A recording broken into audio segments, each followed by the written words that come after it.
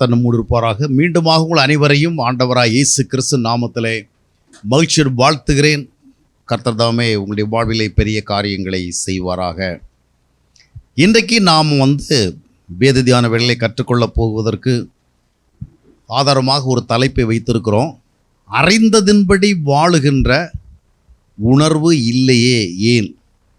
அறிவு, உணர்வு, knowledge and feeling, இல்லை நாலெட்ஜ் அண்ட் கான்ஷியஸ்னஸ். அறிவிற்கும் உணர்வுக்கும் இடையில் இருக்கிற வித்தியாசம் என்ன? உணர்வு என்பதற்கு சரியான அர்த்தம் என்றால் வி அண்டர்ஸ்டாண்ட் ப்ராப்பர்லி, உரிய விதமாக புரிந்து கொள்கிறோம். ஆனால் அதை தாண்டி இந்த உணர்வுங்கிற வார்த்தைக்கு ஒரு அர்த்தம் இருக்கிறதா? அதனுடைய அடிப்படையில் நம்ம பார்க்க போகிறோம். உணர்வு என்று சொல்கிற பொழுது சில நேரத்தில் ஒருத்தர் பார்த்து விட சொல்லுவோம், உங்களுக்கு கொஞ்சமாக உணர்வு இருக்குதா, உணர்வு இல்லாத ஜனங்கள் அப்படிலாம் சொல்ல கேட்டிருக்கிறோம். அறிவு இருக்கிறது, ஆனால் அந்த அறிவு செயல்படுவதற்கேற்ற உணர்வு இல்லை. இப்போது காலில் சுடு தண்ணி கொட்டுதுன்னு வச்சுக்கோங்க, ஒரு அறிவு இருக்குது. என்ன அறிவு? தண்ணி ஹாட்டாக இருக்குது, அதுக்கு காலில் கொட்டிடுச்சு, சுடும் அப்படின்னு, இது ஒரு அறிவு. ஆனால் நீங்கள் காலில் சுடு தண்ணி கொட்டி இருக்கிறது, அது சுடுகிறது அப்படின்னு சிம்பிளாக அறிவை வெளிப்படுத்த என்ன பண்ணி, ஐயோ சுடு தண்ணி கொட்டிச்சு, கால் வெந்து போயிடுச்சு அப்படி சொல்லி என்ன உடனே கத்த ஆரம்பிக்கும்ல, அதான் உணர்வு, feeling. You have a feeling to express it, அதை வெளிப்படுத்த ஒரு ஃபீலிங். அப்போது சுடு தண்ணி கொட்டினா கால் பேர்னிங் ஆகும், இல்லைன்னா ஒரு இரிட்டேஷன் வரும், நம்ம ரொம்ப ஒரு அன்னிஸை ஃபீல் பண்ணுங்கிறது ஒரு அறிவு. ஆனால் அந்த சுடு தண்ணி கொட்டின உடனே நாம் அதை என்ன பண்ணுறோம்? We are able to feel it. Feel பண்ணி அதுக்கேற்றபடி எக்ஸ்ப்ரெஷன் வருதில்ல, அப்போ தேர் சம் ஆக்ஷன். அறிவை நாம் செயல்படுத்துவதற்கு நமக்குள்ளே சம்திங் வி நீட். அது என்னது? அதான் அந்த உணர்வு. ஏசாயா தீர்க்கதரிசி புஸ்தகம் 1ஆம் அத்தியாயத்தினுடைய 3ஆம் வசனத்தை வாசித்து பார்க்கும் பொழுது அறிவென்ற வார்த்தையும் வரும், உணர்வென்ற வார்த்தையும் வரும். அந்த வசனத்தை வாசிக்கலாம். ஏசாயா தீர்க்கதரிசி புஸ்தகம் 1ஆம் அத்தியாயத்தினுடைய 3வது வசனம். மாடு தன் எஜமானையும் கழுதை தன் ஆண்டவனின் முன்னணையையும் அறியும். மாடு தன் எஜமானையும் கழுதை தன் ஆண்டவனின் முன்னணையும் அறியும். மாடு கழுதை எல்லாம் என்ன செய்யுது? எஜமானுடைய செயல்பாடுகள், அவங்ககிட்ட என்ன எதிர்பார்க்கிறான், கொள்றான், எதுக்கு இப்படி பார்க்குறான், எதுக்கு ஒரு தட்டுக்கிறான், கொட்டுக்கிறான், எல்லாம் புரிஞ்சுக்குது. அடுத்து என்ன சொல்லப்பட்டிருக்கிறது? இஸ்ரவேலோ அறிவில்லாமலும், இஸ்ரவேலுக்கு அறிவும் இல்லை, என் ஜனம் உணர்வில்லாமலும் இருக்கிறது. உணர்வில்லாமல் இருக்கிறது. அப்போ என்னன்னா, ஆடு மாடுகள் கூட என்ன பண்ணுதுன்னா, அந்தந்த அவங்களுடைய மாஸ்டர் எஜமான என்ன அவன் எதிர்பார்க்குறான், என்ன செய்யணுங்கிறத they are able to understand. அதுக்கேற்றபடி என்ன செய்கிறது, அது செயல்படுது. ஆனால் ஆண்டவர் அந்த ஜனங்களை கம்பேர் பண்ணி சொல்லிட்டு என்ன சொல்கிறான்னா, ஆடு மாடுகளுக்கு இருக்கிறது கூட உங்களுக்கு இல்லை.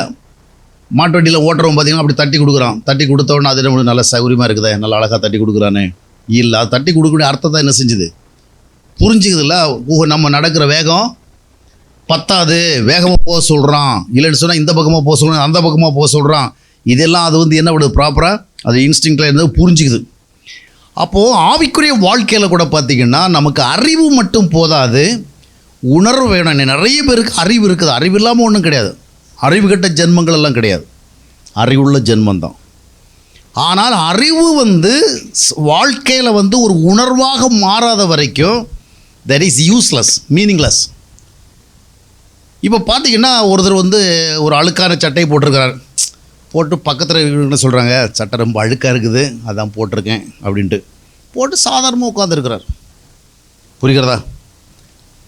ஆனால் இன்னொருத்தர் அழுக்கான சட்டையை போட்டுட்டு அதையே ஊற்று பார்த்துட்டு இருக்கிறார். அதே ஊற்று பார்த்து ரொம்ப அன்கம்ஃபர்டபுளாக ஃபீல் பண்ணுறார், அசௌகரியமாக ஃபீல் பண்ணுறார். அப்போ 2 பேருக்கு இடையில் டிஃப்ரென்ஸ் என்ன? ஒருத்தருக்கு நாலேஜ் இருக்குது, நாம் ஒரு அழுக்கான சட்டையை போட்டிருக்கோம், அது அவ்வளோ சூட்டபிள் கிடையாது இந்த இடத்துக்கு, ஆனால் இட்ஸ் ஓகே. ஆனால் இன்னொருத்தர் என்ன பண்ணுறாரு, ஐயோ இந்த மாதிரி ஒரு அழுக்கான சட்டையை போட்டிருக்கனே அப்படிங்கிற மாதிரி ரொம்ப கஷ்டப்படுறாரு. இதுதான் உணர்ச்சி. அநேக ஆண்டுகளுக்கு முன்பாக எனக்கு மிகவும் தெரிந்த ஒரு ஐயா ரஃபாயல் என்று, அப்போ அவரை நான் பிரதர் தான் கூப்பிட, இப்போ இங்கே இருக்கிறார் மூலக்குளத்தில். அவர் நானுமா கடலூருக்கு ஒரு 2 வீலரில் போகணும் ஒரு மீட்டிங்கு, ரெய்னி சீசன். போகிற இடத்துல திடீர்னு ஒரு வண்டிக்காரன் என்ன பண்ணிட்டான்னு சொன்னால், அந்த தண்ணி தேங்கிடுக்கல ரோட்டில், அதில் வேகமாக போயிட்டு என் சட்டையிலெல்லாம் அழுக்காயிடுச்சு, அவர் சட்டையும் அழுக்காயிடுச்சு. ஆனால் அவர் வந்து அதை பற்றி ரொம்ப கஷ்டப்படலை. அப்படி கொஞ்சம் கைக்குட்டையில் எடுத்து அப்படி தொடச்சிக்கிட்டு தள்ளிக்கிட்டு சரி போகலாம் அப்படின்ட்டார்.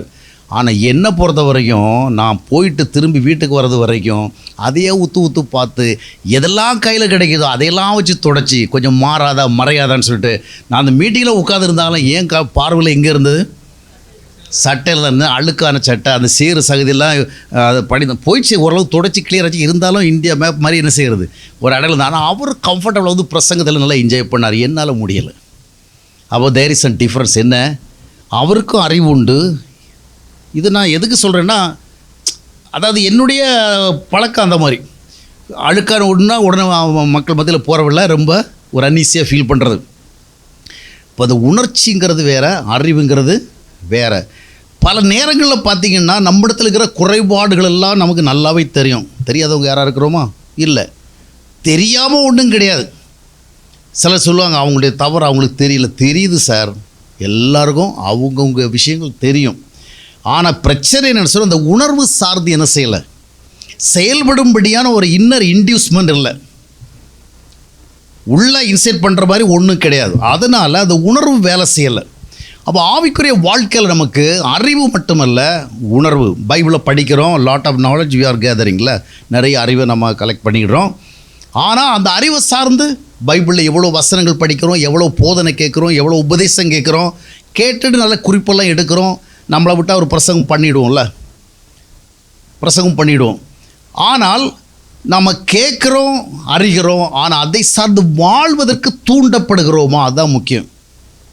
வாழ்வதற்கு தூண்டப்படுகிறோமா? ஆவிக்குரிய வாழ்க்கையில் வந்து நாம் ஆண்டவரை இயேசு கிறிஸ்து ஏற்றுக்கொண்ட பிறகு 2 ஃபீலிங்ஸ் நமக்கு ஒரு ஸ்பிரிச்சுவல் ஃபீலிங்ஸ். அது என்னன்னு சொன்னால், ஒன்று நீங்களே சொல்லுவீங்கன்னு நினைக்கிறேன். என்ன ஃபீலிங்கெல்லாம்? அதான் ஃபீலிங் சொல்லுவது என்ன அர்த்தம்? ஒரு உணர்ச்சி, ஒரு விஷயத்தை குறித்த ஒரு உணர்ச்சி. ஒன்று பாவ உணர்ச்சி, ஒரு பாவ சுபாவம், ஒரு பாவ பழக்க வழக்கம், ஒரு பாவ செயல்பாடு, ஒரு பாவ நடத்தி, எதுவாக, அதாவது சிம்பிளாக சொன்னால் whatever it is unacceptable in the eyes of God. தேவனுடைய பார்வையில் உகந்ததாக ஏற்றுக்கொள்ளப்படாத இருக்கிற எல்லாமே பாவம்தான். அது சின்னதோ பெருசோ எதுவாக இருந்தாலும். அப்போது அந்த நம்ம ஆண்டவரை ஏற்றுக்கொள்கிற பொழுது நமக்கு கிடைக்கிற அட்வான்டேஜ் என்னன்னு சொன்னால், 2 உணர்வு செயல்படுது. ஒரு உணர்வு என்ன, தவறுகள் நம்முடைய வாழ்வில் எந்த வடிவத்தில் வந்தாலும், சுபா வடிவத்தில் வரலாம், வார்த்தைகள் வடிவத்தில் வரலாம், பழக்க வழக்க வடிவத்தில் வரலாம், எனி வே எனி ஃபார்ம் வந்தால் நாம் என்ன பண்ணுவோம்? நாட் ஜஸ்ட் நோயிங் தட், நம்ம அதை அறிகிறதில்ல, அதை குறித்து என்ன பண்ணுவோம்? வில் பிகம் அன்கம்ஃபர்டபுள், அசௌகரியப்படுவோம். அது என்ன பண்ணும்? ஒரு உறுத்தலை ஏற்படுத்தும். இன்றைக்கி பெருங்கூட்டமான மக்கள் பார்த்திங்கன்னா பைபிளை படிக்கிறாங்க, அறிகிறாங்க, ஆனால் அது அப்படியே தான் இருக்கிறாங்க. பிரசங்கம் கேட்குறாங்க, அறிகிறாங்க, ஆனால் என்ன செய்கிறாங்க? அப்படி தான் இருக்கிறாங்க. What does it mean? உணர்வு என்ன இருக்குது? அறிவு இருக்குது. அப்போது ஒரு பிரசங்கம் பண்ணும் பொழுது அதனுடைய கண்டென்ட்ஸ் என்ன அப்படிங்கிறதெல்லாம் நமக்கு நல்லாவே தெரியுது. இப்போ தியாலஜிக்கல் காலேஜஸ்க்கெல்லாம் போகிறாங்க, ரொம்ப அறிவு மேதைகளாக வர்றாங்க இல்லையா? வேத சம்பந்தமான lot of things they are knowing. அவங்களுக்கு நிறைய தெரியும். They are able to teach others, மற்றவங்களுக்கு கற்றுக் கொடுக்க முடியும் நிறைய காலம். ஆனால் அவர் அறிந்ததை தங்களுடைய சொந்த வாழ்க்கையில் வந்து என்ன செய்யலை? டிரான்ஸ்லேட் பண்ணலை. அதை வாழ்க்கை அனுபவமாக என்ன செய்யலை? மாற்றலை. ஏன்? Something is missing. ஏன்னா நம்ம பிரெயினை கொண்டு வேதாகம சம்மந்தமான காரியங்களெல்லாம் அறிவை கொண்டு நம்ம மூளை கொண்டு கற்றுக்க முடியுமா? வேதாகம சம்பந்தமான காரியங்களை, அதாவது biblical related things, biblical knowledge, ஸ்கிரிப்சர்லாம், இதெல்லாம் அறிவு கொண்டு கற்றுக்க முடியுமா? முடியும். அதுக்கு தான் அறிவு கொடுத்துருக்காரு ஆண்டவர் நமக்கு. அதை முழுசாக அறிவை கொண்டு எல்லாம் கற்றுக்க முடியாட்டாலும் வேதத்தில் சொல்லப்பட்ட நிறைய காரியங்களை அறிவை கொண்டு கற்றுக்க முடியும். ஆனால் அந்த அறிவை செயல்படுத்த வேண்டும் என்றால் என்ன வேணும்? உணர்வு வேணும். அதான் ஸ்பிரிச்சுவல் ஃபீலிங், ஆவிக்குரிய உணர்வு. இப்போ எபிரேயர் 3:13 வாசிக்கும் பொழுது அங்கே என்ன சொல்லப்படுதுன்னு சொன்னால், ஒரு எச்சரிக்கை, தேர் சம் வார்னிங். உங்களில் ஒருவனாகிலும் பாவத்தின் வஞ்சனையினாலே கடினப்பட்டு போகாதபடிக்கு இன்று எண்ணப்படும் அளவும் நாடோறும் ஒருவருக்கொருவர் புத்தி சொல்லுங்கள். உங்களில் ஒருவனாகிலும் பாவத்தின் வஞ்சனையினாலே கடினப்பட்டு போகாதபடிக்கு அப்படின்னு என்ன அர்த்தம்? உணர்வற்று போய்விடாதபடிக்கு. பாவத்தை அறியலாம், அறிவல்ல முக்கியம். இது முக்கியம், அந்த பாவ சார்ந்த உணர்வு. அப்போ 2 உணர்வு. ஒன்று பாவ உணர்வு. பாவ உணர்வோட நம்ம ஒன்று தவறாக பேசிட்டோமா, அது தவறுன்னு நமக்கு தெரியணும். தவறாக சிந்திச்சிட்டோமா, தவறாக சிந்திச்சிட்டோம்னு தெரியணும். தவறான ஒரு கேரக்டராக இல்லை என்ன சொல்ல, ஒரு குணாதிசயம், ஒரு குவாலிட்டி, ஒரு ஆட்டிடியூட், ஒரு விதமாக பிஹேவ் பண்ணுறோம், ஒரு விதமாக நடந்துக்கிறோம். இதை என்ன செய்யணும், we come to know that. அதை நம்ம அறிகிறோம். அறிந்து என்ன பண்ணுறோன்னு சொன்னால் கொஞ்சம் அன்னீசி ஆகிறோம். ஐயோ நம்ம இப்படி பேசிட்டோமே, இப்படி நடந்துக்கிட்டோமே. சில இதில் நம்ம பேசவும் நடக்கவில்லை, நம்ம மைண்டுக்குள்ளே வந்து சிந்தித்தோம். சிலரை குறித்து, சில விஷயங்களை குறித்து நம்ம என்ன சடன் நம்ம மனசுக்குள்ளே என்ன பண்ணிடுவோம், இன்னும் ஃபுல்லாக தெரியாமல் என்ன பண்ணிடுவோம், சடனாக மைண்டுக்குள்ளே கொண்டு வந்துடும். அப்புறம் கொஞ்ச நேரத்துக்கு பிறகு வந்து அது தவறு நமக்கு தெரியும். நம்ம இன்னும் வாயில் ஒன்றும் சொல்லலை, மைண்டுக்குள்ளேயே இப்படி யோசனை பண்ணோம். அப்புறம் ஐயோ நம்ம இவரை பற்றி இப்படி தப்பாக நினச்சோமே, இப்படி தவறாக நினச்சோமே அப்படின்னு மைண்டுக்குள்ளேயே கரெக்ட் பண்ணுறோம். சரிதானா? அதான் அந்த உணர்வு. அப்போது அப்போ அந்த பாவத்தை நம்முடைய வாழ்வில் அறிகிற பொழுது, பாவம்னா அதாவது நாட் ஸ்ட்ரிக்ட்லி ரொம்ப ஒரு டெரிபிள் சின்ஸ் அப்படி தான் கட்டாயம் கிடையாது. ஆண்டவருக்கு உகந்ததல்லாமல் இருக்கிற எல்லாமே. ஆமாம், நாம் நிறைய பேர் வந்து என்ன ஒரு சிலர் செய்கிறோம் ரொம்ப, அதாவது ரொம்ப பார்க்குறதுக்கு ரொம்ப பிளாக் அப்பியரன்ஸில் இருக்கிற, இல்லைன்னா ஒரு ரெட் அப்பியரன்ஸில் இருக்கிற, அந்த மாதிரிலாம் பண்ணலை. ஆனால் ஆண்டவருடைய பார்வையெல்லாம் இப்போது ஏசாயா தீர்க்கதரிசி வந்து பெரிய பாவம் ஒன்றும் செய்யலை. அந்த ஆள் வந்து பார்த்திங்கன்னா தேவ பிரசன்னத்தில் வந்தோட என்ன பண்ணார், ஐயோ அதமானேன், ஐ ஃபினிஷ்ட் அப்படி கத்தினார். ஏன் கத்தினார்? அப்படி என்ன தவறு பண்ணார்? ஏதா கொடுக்கல் வாங்கல, யாருடைய காசையாக வாங்கிட்டு திருப்பி கொடுக்காம போட்டாரா, அடுத்த சொத்தை அபகரிச்சாரா, இல்லை ஏதா இம்மாரெலாம் நடந்துக்கிட்டாரா? ஒன்றுமே கிடையாது. பாலி கொஞ்சம் கரெக்ட் பண்ணுங்க. என்ன நடந்தது? தேவனுடைய மகிமையான பிரசன்னத்துக்குள்ளே வந்தவுடனே அவரிடத்தில் இருந்த he was able to realize his deficiency, something is missing. அப்போது அவர் என்ன, அசுத்த உதறில் உள்ள மனிதர்கள் மத்தியில் வாழ்கிறவன், அசுத்த உதறில் உள்ள அப்படின்னா அந்த மகிமையை பார்த்தோன்னே இவர் பேசுனதெல்லாம் கொஞ்சம் இம்பர்ஃபெக்டாக இவர் ஃபீல் பண்ணுறார். அப்போ இது பெரிய பிரச்சனைலாம் கிடையாது, பெரிய தவறுலாம் கிடையாது, அப்படி தானே, பெரிய தப்பெல்லாம் கிடையாது, சிம்பிள் தான். ஆனால் ஆண்டவருடைய அந்த க்ளோஸ்னஸ்க்குள்ளே வரும் பொழுது, அவருடைய ப்ரெசன்ஸில் வரும் பொழுது சின்ன தவறுகள் கூட சிலர் வந்து கேட்பாங்க, இதெல்லாம் பெரிய விஷயமா, இதை போய் ஒரு தவறுன்னு சொல்கிறீங்களா அப்படிம்பா. இது வந்து பார்க்குறவங்களுடைய பார்வை பொறுத்தது.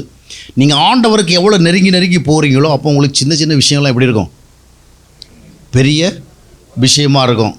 இப்போ நீங்கள் நேர் ஸ்ட்ரீட்டுடைய ஃப்ரண்டில் அதை ராஜா தேட்டர் பக்கத்தில் நின்றுட்டு நேர் ஸ்ட்ரீட் அந்த பக்கம் பார்த்தீங்கன்னா அங்கே நிறைய சைன் போர்டெலாம் இருக்கும் கடைகளுடைய. அதில் எல்லாம் ரொம்ப கிளாரிட்டியோடு பார்க்க முடியாதுல்ல. நீங்கள் உள்ளே போக தான் அந்த எழுத்துக்கள் என்ன செய்யும், பெருசாக தெரியும். அது வரையிலும் ஒரு ஐடியா தான் கிடைக்கும். ஒரு பார்த்து கொஞ்சம் தோராயமாக இது ஜவுளி கடை, இது வந்து கோல்டு ஸ்டோரு, அதுன்னு கண்டுபிடிப்பீங்க. பக்கத்தில் போகிறவங்க தான் கிளாரிட்டியோடு என்ன பண்ணுவீங்க, கிளியர் ஒரு விஷன் கிடைக்கும். அதே போல் ஆண்டவரோட நெருங்கி வர தான் நம்முடைய சின்ன சின்ன விஷயங்கள் கூட என்ன செய்யும், தெரிய ஆரம்பிக்கும். அதனால தான் நிறைய பேர் என்ன பண்ணுறதில்ல, ரொம்ப நெருங்கக்கூடாது. நெருங்கின என்ன ஆகிடும், எப்போ ஒரு டிஸ்டன்ஸ் வச்சுக்கணும்ப்பா. கடவுள்னாலும் என்ன பண்ணணும், ரொம்ப நெருங்கிட்டால் சிக்கல் வந்துடும். we have to maintain some distance. Bible படித்தோமா அதோடு நிறுத்திக்கணும், ஜெபம் பண்ணோமா நிறுத்திக்கணும், சண்டே சர்ச்சுக்கு போனோமா அதோடு நிறுத்திக்கணும். அதுக்கு அப்பால் பேர் ரொம்ப என்ன பண்ண சோல் சர்ச்செல்லாம் பண்ணிகிட்டு இருக்கக்கூடாது. பண்ணால் என்ன ஆகிடும், நான் தொடக்கத்தில் முத்தியால்பேட்டையிலே ப்ரேயர் மீட்டிங்லாம் பண்ண ஆரம்பித்த வெளியே இங்கேயே ஒருத்தருக்கு அட்வைஸ் பண்ணால், ரொம்ப டீப்பாக போயிடாத, போனால் பிரச்சனை வரும். அங்கே நிறைய கடவுளுக்குள்ளே நெருங்கி போகிறேன்னு சொல்லிட்டுறவங்களுக்குலாம் என்ன வந்துடுது, கஷ்டம் பிரச்சனை வந்துடுது. அதில் என்ன பண்ண, ரொம்ப நெருங்கி போயிடாதுப்பா. ஆனால் ஆண்டவரிடத்தில் நெருங்கி போகத்தான் நம்ம இடத்துல இருக்கிற சின்ன சின்ன விஷயங்கள் கூட என்ன செய்யும், தெரிய வரும். அதனால் we can correct it, அதை நம்ம சரி பண்ணுறதுக்கு வாய்ப்பு கிடைக்கும். அப்போது 2 உணர்வு பார்த்தோம். ஒரு உணர்வு என்ன, பாவ உணர்வு. அப்போது நம்ம ஆவிக்குரிய வாழ்க்கையில் சின்ன விஷயம் பெரிய விஷயமோ நம்மிடத்தில் இருக்கிற குறைபாடுகளை உணர முடிகிறது. ஏன்னா நமக்கு வார்த்தை சொல்லுது, போதர்கள் சொல்கிறாங்க, ப்ளஸ் என்ன, எல்லாவற்றுக்கும் மேலாக யார் சொன்னாலும் சொல்லாவிட்டாலும் நமக்கு வந்து நம்முடைய நிலைமையை கண்டுபிடிக்கிற ஒரு வழி இருக்குது. என்ன அது, எங்கே யோவான் 16:8 என்ன வாசிக்கும், பரிசுத்த ஆவியானவர் நம்மிடத்தில் வருகிற பொழுது அவர் என்ன பண்ணுறார், பாவத்தை குறித்து, நீதியை குறித்து, நியாய தீர்ப்பை குறித்து கண்டித்துறாரு. உலகத்தையும் கண்டித்து உணர்கிறாரு. அதே ஹோலி ஸ்பிரிட் நமக்குள்ளே இன்டுவெல்லிங்காக இருக்கும் பொழுது நமக்குள்ளே அந்த பாவத்தை கண்டித்து உணர்த்துகிறார். அப்போது நம்ம அறிகிறது மட்டுமல்ல, உணர்கிற. இன்றைக்கு நமக்கு அறிவு இருக்கிறதா, ஆனால் ஸ்பிரிச்சுவல் ஃபீலிங் இருக்கிறதா?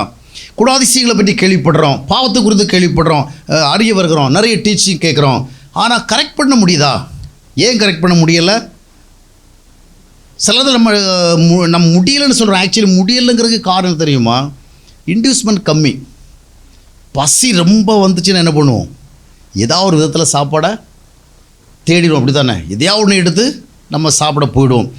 அப்போது நம்மளை ஆக்சிலேட் பண்ணுறது மாதிரி, ஸ்பீடப் பண்ணுறது மாதிரி நமக்கு ஏதாவது இருக்கணும். அப்போ ஆவிக்குரிய உணர்வு கர்த்தர் நமக்கு பரிசுத்தாவி தருகிற பொழுது பரிசுத்தாவின் மூலமாக பாவ உணர்வு அடைகிறோம். எந்த தவறையும் நம்ம அறியாமலும் அறிந்து உணராமலும் இருக்க முடியாது.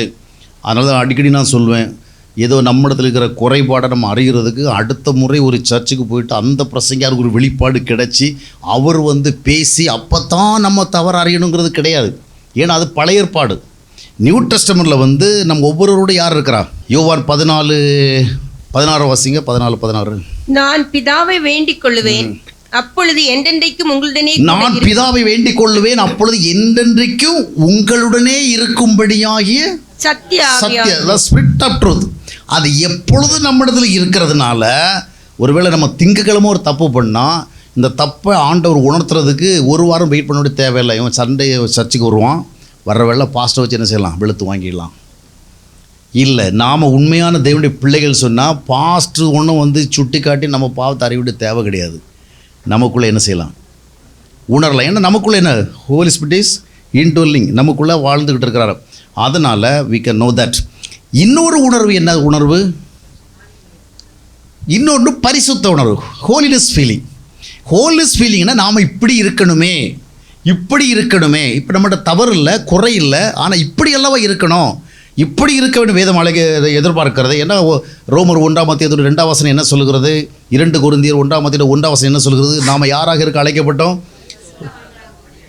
நாட் டு பி காட்லி, பக்தர்களாக இருக்க அழைக்கப்படல, பரிசுத்தவான்களாக.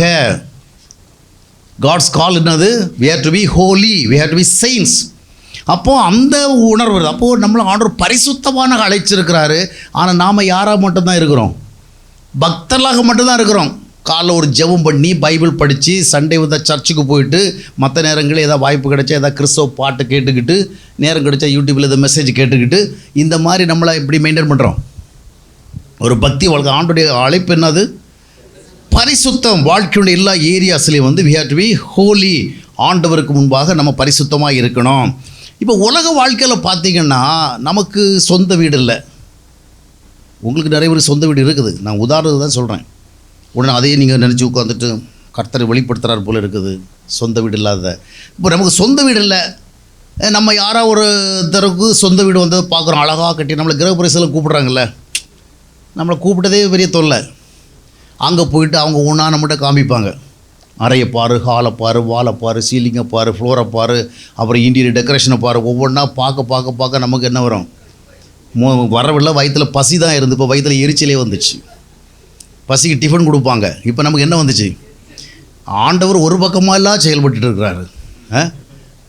எல்லாம் ஒரு பக்கமாக இருக்குது. நமக்கு ஒரு ரொம்ப அறை கூட ஒழுங்காக இல்லை. இவங்களுக்கு 3-4 அறை, அதில் இவ்வளோ சூப்பராக கட்டி வச்சுருக்கிறான். சரி இருக்கட்டும், எல்லோரும் அப்படி கிடையாது, நாமளும் நல்லவங்க, சரியா? அப்போது அதை பார்த்தோடு என்ன வருது? நம்மளால் உடனடியாக முடியலையோ, நம்மளும் கடவுளுக்கு சித்தமான என்ன செய்யணும்? இதை மாதிரி ஒன்று கட்டணும் ஆசைப்படுறோம்ல. யாராவது ஒரு ஃபேன்சி ட்ரெஸ்ஸு புதுசாக போட்டு போகிறாங்க, இது வரைக்கும் நம்ம அந்த ட்ரெஸ்ஸை பார்த்ததில்ல. பார்த்தோடு என்ன பண்ணுறோம்? அடுத்த முறை சர்ச்சுக்கு போகிறவள நீங்கள்லாம் கிடையாது, நீங்கள்லாம் சாதாரணமாக வரீங்க. அடுத்த முறை சர்ச்சுக்கு போகிறவள இந்த ட்ரெஸ்ஸை என்ன செய்யணும்? அப்போ நீ பப்ளிக்கில் போகிறவள ஒவ்வொருத்தவங்களுடைய நிலைமையை பார்த்தோன்னா நமக்கு அந்த நிலைமை வரணும். ஒவ்வொருத்தவங்களுடைய ஸ்டேட்டஸை பார்த்து நமக்கு அந்த ஸ்டேட்டஸ் வரணும். அவங்க ட்ரெஸ்ஸை பார்த்து நமக்கு அந்த ட்ரெஸ்ஸு வரணும். எவ்வளோ ஆசைப்படுறோம், அதே நினைக்கிறோம், அதே கற்பனை பண்ணுறோம். அதுவே கனவில் வருது. அப்படி தானே? பகல் முழுது சிந்திச்சு நைட்டில் தூங்க போனால் என்ன வருது? அங்கேயும் கனவுகள் அது வருது. அப்போது நமக்கு நிறைய கனவு இதெல்லாம் வருகிறது. அப்போது எவ்வளோ ஆர்வமாக இருக்கிறோம் இல்லையா? எவ்வளோ பேஷன் அதில் ஏற்படுகிறது. ஆனால் நாம் ஆவிக்குரியவர்கள் என்று சொன்னால் ஆவிக்குரிய வாழ்வு தொடர்பாக எவ்வளோ வருது? இப்போ எவனா ஒருத்தன் பாவியாக இருந்தான்னா உடனே நம்மளை ஒப்பிட்டு பார்க்குறோம். நான் பரவாயில்ல, அவருக்கு நான் எவ்வளவோ பரவாயில்ல. ஆனால் நம்மளை விட ஒரு நல்ல பரிசுத்தவானை பார்த்தா அந்த பரிசுத்தவான் அளவுக்கு நாம் இல்லைன்னு நினைக்கிறோமா? நமக்கு இருக்க ஒரு நல்ல செய்தினா அந்த மாதிரி பரிசுத்தவங்க இந்த காலத்தில் பார்க்குறது ரொம்ப கடினால சிக்கலே இல்லை. நம்ம பார்த்த வரைக்கும் நமக்கு என்ன வருது, அவங்கள விட நம்ம பரவாயில்ல அப்படி வருது.